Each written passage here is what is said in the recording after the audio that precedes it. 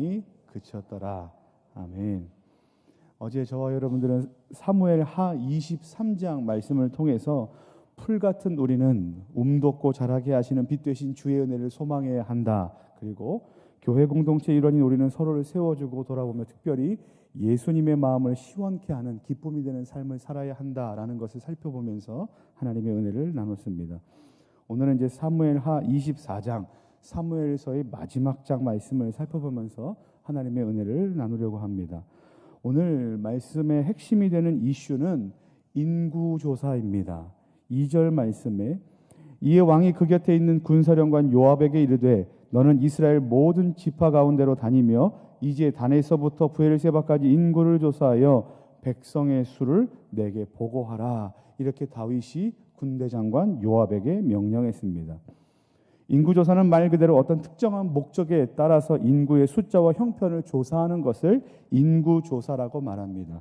그러니까 인구조사는 나라를 통치하는 왕이 규모 있게 나라를 운영하기 위해서 필요한 것들 중에 하나가 바로 인구조사입니다. 하지만 오늘 본문 말씀은 다윗이 주도한 이 인구조사는 명백한 악한 일이라고 정죄하고 있습니다.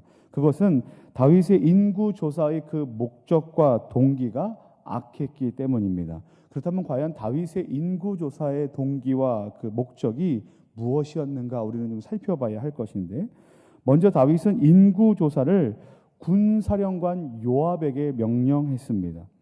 이것은 다윗의 인구조사가 군사적인 부분과 관련이 있다는 것을 알 수 있는 대목입니다.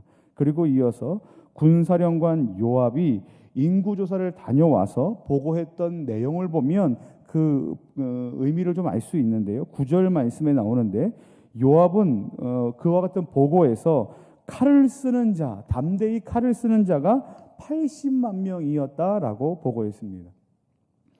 이런 내용들을 본다면 다윗의 인구조사의 목적은 외부의 적들과 싸울 수 있는 군사력이 우리 가운데 얼마나 있는가라는 그 형편을 확인하기 위해서였다는 것을 우리는 알 수 있습니다.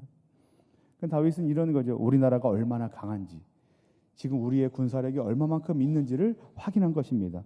그런데 이렇게 자기 자신의 군사력, 이스라엘의 군사력을 확인하는 것이 무엇이 잘못이겠습니까? 이스라엘은 원래 어떤 나라였습니까? 신정 국가입니다. 하나님께서 통치하시는 나라입니다. 하나님의 언약 안에 있는 사람들이 하나님께서 통치하시는 나라가 바로 이스라엘이었습니다. 다윗은 누구보다 이 사실을 잘 알고 있었던 사람입니다. 다윗은 하나님을 모욕하는 블레셋 장수 골리앗과 싸울 때 하나님의 이름을 의지하며 나갔던 사람입니다. 다윗은 사울을 피해 억울하게 도망다니는 내내 하나님의 도우심을 구했던 사람입니다. 다윗은 아둘람굴에 모여 공동체를 이루며 하나님의 통치가 상식이 되는 하나님의 나라를 꿈꿨던 사람이 바로 다윗이었습니다. 누구보다 하나님께서 이스라엘과 자기 자신을 다스리고 계시다는 것을 잘 알고 있었던 사람이 바로 다윗이었습니다. 그런데 다윗은 왕으로 있으면서 나라가 점점 체계화되고 점점 더 강성해지고 부유화되고 조직화되면서 그것을 유지하기 위해서 더 조직적이고 합리적인 통치를 하기 위해 군사력에 신뢰를 두었던 것입니다. 동시에 반대로 하나님을 의지하지 않는 신앙의 태도를 갖게 된 겁니다. 작고 초라할 때 하나님을 간절히 찾았던 사람이 운영의 덩치가 커지고 실력이 생기니까 하나님을 찾는 것보다 더 합리적이고 믿을 만한 것들, 그와 같은 가치들을 붙잡기 시작했다는 겁니다. 이것이 오늘 다윗의 인구조사가 하나님께 정죄받았던 이유입니다. 결국 하나님께서는 범죄한 다윗에게 갓선지자를 통하여 하나님의 공의를 선포하십니다. 15절 말씀인데요. 이에 여호와께서 그 아침부터 정하신 때까지 전염병을 이스라엘에게 내리시니 단에서부터 브엘세바까지 백성의 죽은 자가 7만 명이었다라고 성경은 기록하고 있습니다. 하나님의 공의의 심판은 바로 전염병이었습니다. 오늘 말씀에 그날 아침부터 정하신 때까지 이스라엘 안에서 전염병으로 죽은 사람의 숫자가 7만 명이었다라고 기록하고 있는데, 전염병으로 이렇게 많은 사람의 숫자가 죽게 된 것은 참으로 안타까운 일임에도 불구하고 이것은 하나님의 공의의 선언이었습니다. 또한 하나님께서 이와 같이 이스라엘은 신정국가임에도 불구하고 하나님을 의지하지 않았던 다윗과 이스라엘에게 주시고자 하시는 메시지가 담겨져 있는 내용입니다. 여러분 한번 생각해 보시기 바랍니다. 요압의 인구 조사 중에 칼을 쓰는 담대한 자가 몇 명이었냐면 80만 명이었습니다. 근데 지금 그와 같은 하나님의 공의의 선포, 전염병이 돈 이후에 몇 명의 사람들이 죽었냐면 7만 명의 사람이 죽었습니다.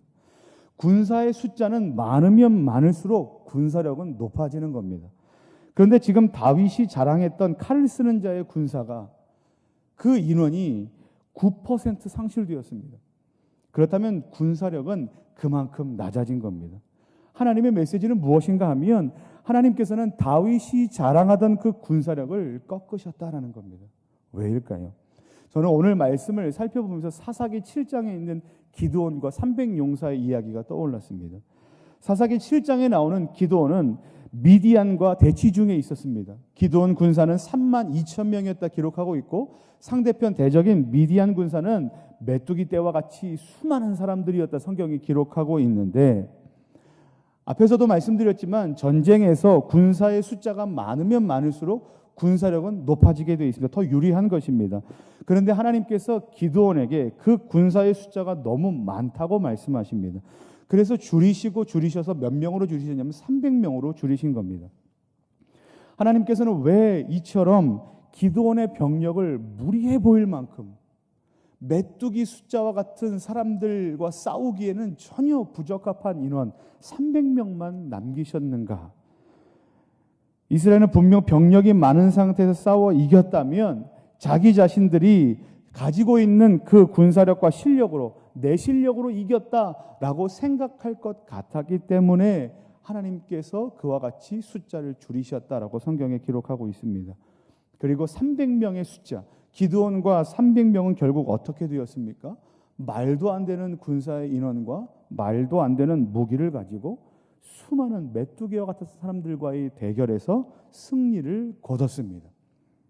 그들의 승리가 군사의 숫자가 많았기 때문입니까? 아니면 기술이 좋았기 때문입니까? 그것도 아니면 좋은 무기를 가지고 있었기 때문입니까? 모두 다 아닙니다. 기드온과 300용사가 승리했던 이유는 하나님께서 그들과 함께 하셨고 하나님께서 그들을 도와주셨기 때문입니다. 그렇다면 이 전쟁의 성패는 누구의 손에 달려 있습니까? 하나님의 손에 달려 있는 겁니다. 하나님께서 함께 하시고 하나님께서 도우시면 그것은 승리로 끝날 수밖에 없다는 것을 보여주었던 사건이 뭐냐면 사사기 7장의 기드온의 전쟁입니다. 우리는 이제 오늘의 말씀과 이와 같은 말씀의 흐름들을 가지고 세 가지를 좀 살펴봐야만 하는데, 첫 번째 우리에게 주시는 하나님의 말씀은 방심해서는 안 된다는 겁니다. 고린도전서 12장 12절 말씀에 그런즉 선줄로 생각하는 자는 넘어질까 조심하라 라고 기록되어 있습니다. 전쟁이 하나님께 속하였다는 것을 다윗은 그 누구보다 잘 알았습니다. 그는 블레셋 장수 골리앗과 싸울 때 이렇게 고백했던 적이 있습니다. 또 여호와의 구원하심이 칼과 창에 있지 아니함을 이 무리에게 알게 하리라. 전쟁은 여호와께 속한 것인즉 그가 너희를 우리 손에 넘기시리라. 이것이 다윗이 골리앗과 싸울 때 했던 고백입니다. 그런데 지금은 어떻습니까? 무너져 있습니다. 1절 말씀에 보면 하나님께서 그들을 치시기 위해 다윗을 격동시키셨다. 그래서 인구조사를 했다라고 기록이 되어 있습니다. 이 말씀은 하나님께서 죄를 조성하셔서 그리고 다윗이 이와 같은 잘못을 저지르게 했고 이와 같은 잘못을 저지를 때까지 기다리셨다가 그를 치셨다라고 하나님께서 죄를 조성하셨다고 생각하면 안 됩니다. 이 말씀은 오히려 신실한 믿음을 갖고 있었던 다윗의 마음을 사단이 격동하고 사단이 부추겼는데 하나님께서 욥기에서 욥에게 하셨던 것처럼 사단을 잠시 방임하셨다고 이해하는 것이 맞습니다. 그렇다면 이 말씀은 결국 그동안 신실했던 다윗이 하나님의 함께하심을 의지했고 하나님의 도우심을 구했던 신실했던 다윗이 그 어느 한순간에 사단의 유혹에 넘어가 죄를 저질렀다라고 이해하는 것이 맞을 겁니다. 그러므로 우리는 이 말씀을 듣고 어떻게 해야 할까요? 우리는 나는 그렇지 않을 거야, 나는 다윗처럼 그렇지 않을 거야 라고 장담하는 신앙인이 아니라 하나님의 은혜가 아니면 한순간도 바로 설 수 없는 나는 죄인입니다 라는 것을 기억하며 늘 깨어있는 저와 여러분들이 돼야 할 줄 믿습니다. 두 번째 우리에게 주시는 마음은 죄에서 돌이켜야 한다는 겁니다. 다윗은 분명 실수를 저질렀습니다. 하지만 분명한 것은 다윗은 자신의 범죄함을 깨닫고 하나님 앞에 회개함으로 나아갔다는 겁니다. 10절 말씀에 다윗이 백성을 조사한 후에 그의 마음에 자책하고 다윗이 여호와께 아뢰되 내가 이 일을 행함으로 큰 죄를 범하였나이다. 여호와 이제 간구하옵나니 종의 죄를 사하여 주옵소서. 내가 심히 미련하게 행하였나이다. 이것이 범죄를 저지른 이후에 하나님 앞에 있었던 다윗의 태도였습니다. 우리는 하나님 앞에서 거룩하고 늘 조심하면서 사는 삶을 살아야만 합니다. 하지만 그것만큼이나 중요한 삶의 태도는 무엇인가 하면 우리의 삶이 비록 죄악된 삶 가운데 있을지라도 원래의 자리 하나님의 품으로 돌이켜야 한다는 겁니다. 누가복음 15장 말씀에 아버지를 떠났던 탕자가 비참한 가운데 자기 자신이 죄인인 것을 깨달았던 장면이 나옵니다. 그리고 탕자는 어떻게 했는 줄 아십니까? 내가 일어나 아버지께 가서 이르기를 아버지 내가 하늘과 아버지께 죄를 지었사오니 지금부터는 하나님의 아들이라 일컬음을 감당하지 못하겠나이다. 나를 품꾼 중에 하나로 보소서 하고 어떻게 했냐면 일어나 아버지께로 돌아갔다라는 말씀이 기록되어 있습니다. 저는 오늘 말씀을 통해서 저와 여러분들이 죄 가운데 있지 않으시면 좋겠습니다. 하지만 혹여 그렇지 못한 상황 가운데 있더라도 오늘 말씀을 기억하시면서 혹 죄의 자리 가운데 있으시다면 그 삶을 돌이켜 회개하는 믿음을 갖게 되시기를 예수님의 이름으로 간절히 축원합니다. 우리 마지막 세 번째입니다. 세 번째 우리에게 주시는 말씀은 이겁니다. 하나님을 온전히 신뢰해야 한다라는 겁니다. 오늘 본문에서 다윗이 행한 인구 조사는 신정국가, 하나님께서 통치하시는 이스라엘의 그 규모가 점점 더 커지고 조직화되면서 더 이상 하나님의 도우심이 아니라 연약한 인간적인 방법들을 동원한 범죄였다고 말씀을 드렸습니다. 그러면 우리는 어떻게 해야 하겠습니까? 블레셋 장수 골리앗과의 대결에서 했던 다윗의 고백을 회복해야 합니다. 사무엘상 17장 47절 말씀에 다윗의 고백이 이렇습니다. 또 여호와의 구원하심이 칼과 창에 있지 아니함을 이 무리에게 알게 하리라. 전쟁은 여호와께 속한 것인즉 그가 너희를 우리 손에 넘기시리라. 아멘.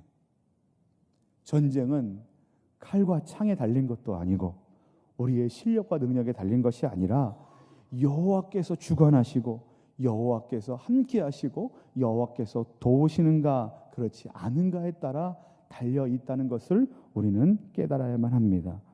우리의 삶의 자리에는 수많은 전쟁과 같은 삶의 문제들이 넘쳐납니다. 그때마다 오늘 말씀을 통해서 오늘 이 자리에 있는 우리 모두는 그 어떤 방법보다 하나님을 온전히 신뢰하며 기도로 나아가는 믿음의 삶을 살기를 소망합니다. 사랑하는 성도 여러분, 오늘 우리는 다윗의 인구조사, 하나님 앞에서 범죄했던 그 이야기들을 살펴보며 세 가지를 나눴습니다. 방심해서는 안 된다. 죄에서 돌이켜야 한다. 그리고 하나님을 온전히 신뢰해야 한다라는 말씀을 살펴봤습니다. 바라기는 오늘 이후로 우리의 삶이 이와 같기를 소망합니다.